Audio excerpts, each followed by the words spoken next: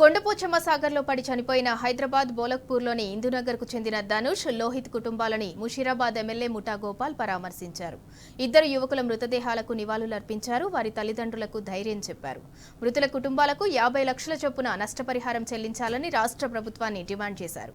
సిద్దిపేట జిల్లా కొండపోచమ్మ సాగర్లో నిన్న ఈతకు వెళ్లి 7 యువకుల్లో 5 ప్రమాదవశాత్తు చనిపోయారు.